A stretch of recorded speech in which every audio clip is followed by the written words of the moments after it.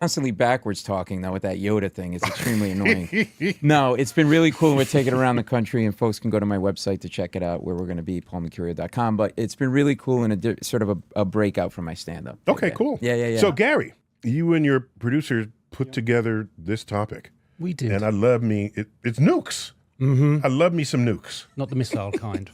Nukes predate missiles. Okay, good. Just so you as know. long as you know. When I say nuke, I mean the nucleus of the atom. Oh, Yes. And the energy contained That's where we're going. therein. It's Now, the what you do with it after, that's your problem.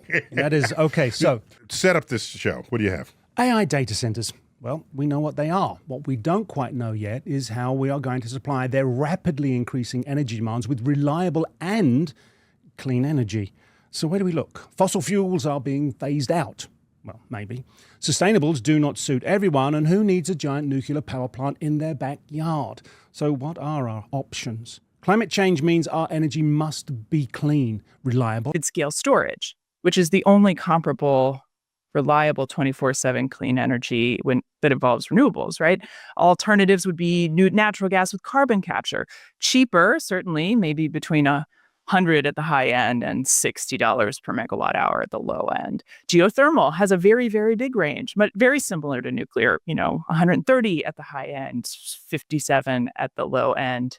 Hydropower is always cheap. I was recently in Iceland. They're nearly 100% geothermal. I mean, they're sitting on top of multiple volcanic. But isn't the issue here partly like there's two streams of technology battling each other? In other words, demand for energy, right? Like in the year 2060, there's going to be 12,230 streaming services alone, right? Okay. You're going to have house plants that self-water, self-fertilize, and can talk to you, right? I hope so. Can we, in all seriousness, can you keep up with that with, these lazy fusion people that clearly aren't pushing the envelope and just, are phoning it in? But not only that, you've actually had a tour of duty serving the federal government.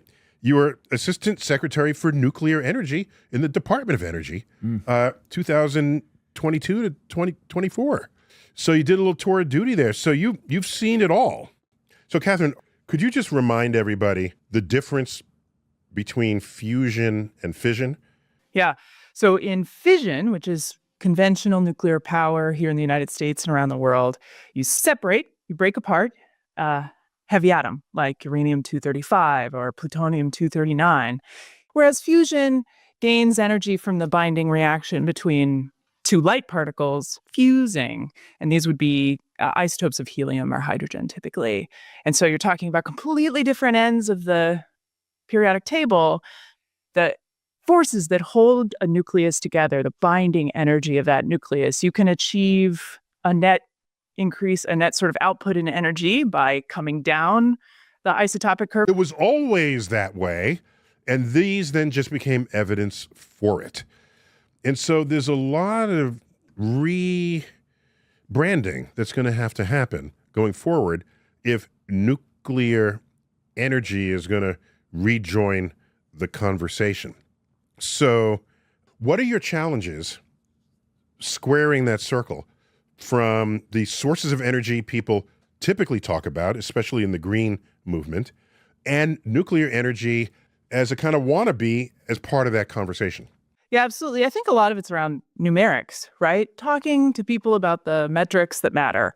If you're worried about safety, the metric that matters is deaths per terawatt hour generated. You have that? That's a statistic you guys have? Can I just say Absolutely. I would be Absolutely. can I just say I'd be very concerned about that statistic, the death part? Yeah. Yes. That's just weird to count deaths by how much electricity has been produced. Nuclear energy. So there are no operating fusion reactors. There could be someday. Well, maybe if you guys tried harder, there would be.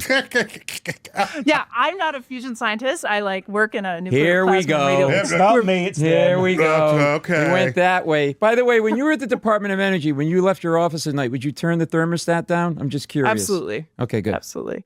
Every light switch has a little "don't forget to turn me off" sticker. Mm-hmm. Okay, so what are going to be the major consumers of our energy going forward? AI data centers for sure.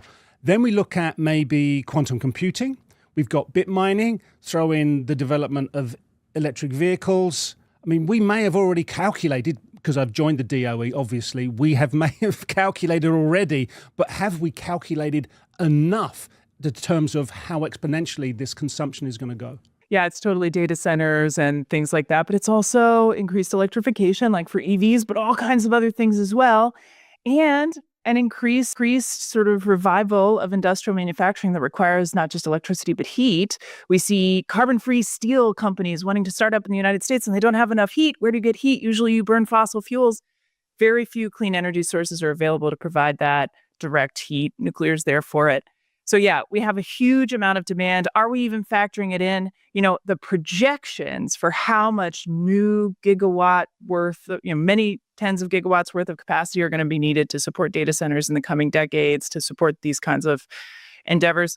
They grow and grow every time you look at the news. And so we are in a position where the existing clean energy infrastructure has to expand to support those data centers, especially data centers that need 24/7 reliable, always-on power. If you own a multi-billion-dollar data center, you don't want it to be running at 2% capacity because the wind stopped blowing. You need 100% power 24/7, regardless of weather.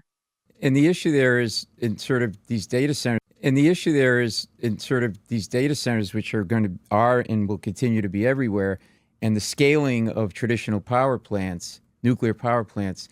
You have to get to SMRs, right, which are not fully developed yet. Paul, could you tell the rest of us what SMR means?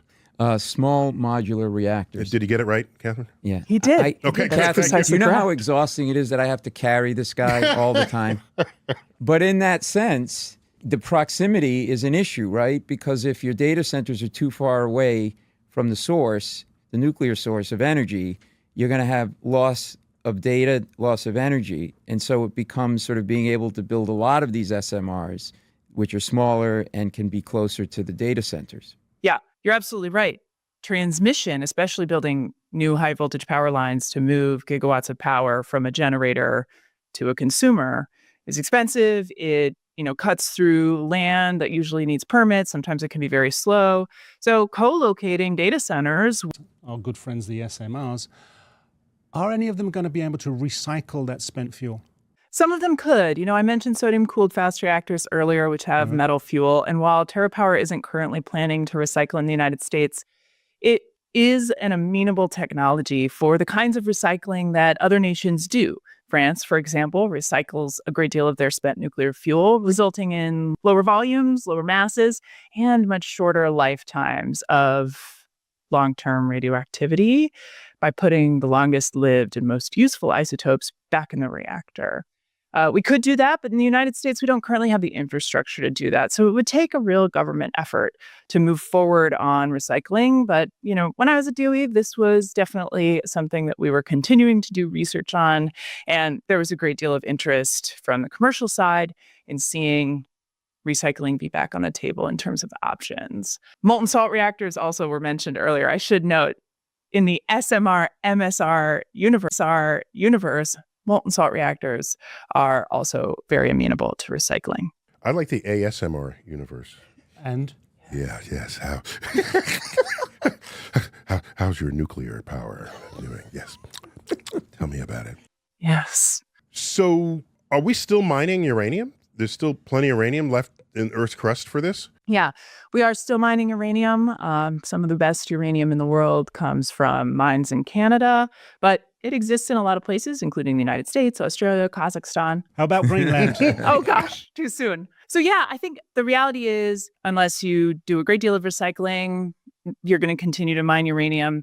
So, yeah, recycling would reduce our need for new, fresh uranium. But isn't that part of the issue is the geopolitical concerns of this, right? The more we come up with this great technology and SMRs that feed these data centers, there's a lot of uranium out there, but they're not in every country. And some of these countries are borderline sort of. Sounds a lot like she You is. seem like you'd be great at it. You're very relatable. You make it understandable for somebody that doesn't know the world.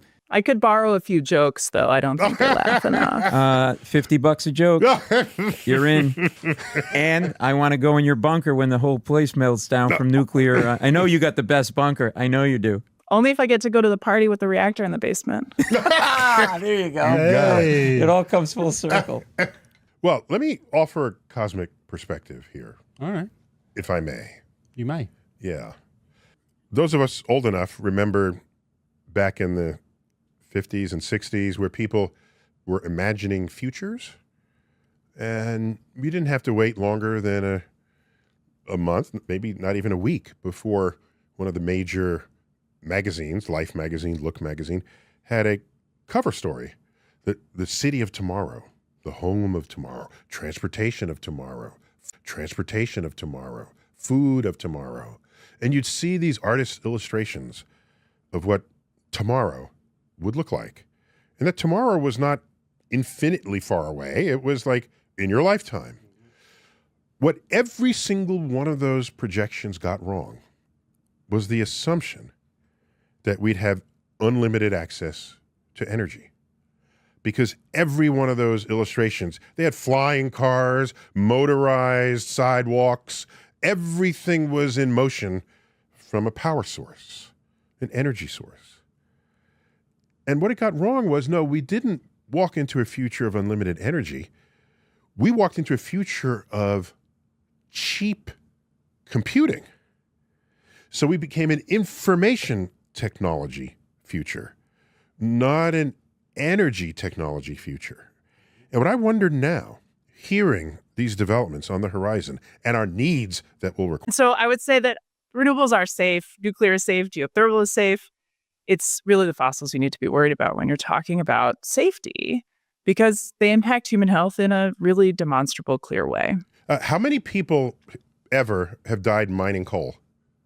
It's a great question, right? The WHO has estimated all kinds of things for full total cost and death of the fossil industry and separates it into particulate-related premature deaths and whatnot. I don't know the exact number for people dying mining coal, but it's not zero. Okay. It's pretty high. By the way, when a physicist says not zero, it doesn't mean it's 1 or 2. Right. Yeah. It's pretty high, right? Like you would lose people in collapses. Okay, we've got clean, high energy production in totality with fusion and fission, but we still have some radioactive material. That is going to make people unhappy. More than zero. Not in my backyard. Don't put it there. You and the Yeah. NIMBYs. NIMBYs. There they are. I mean, that's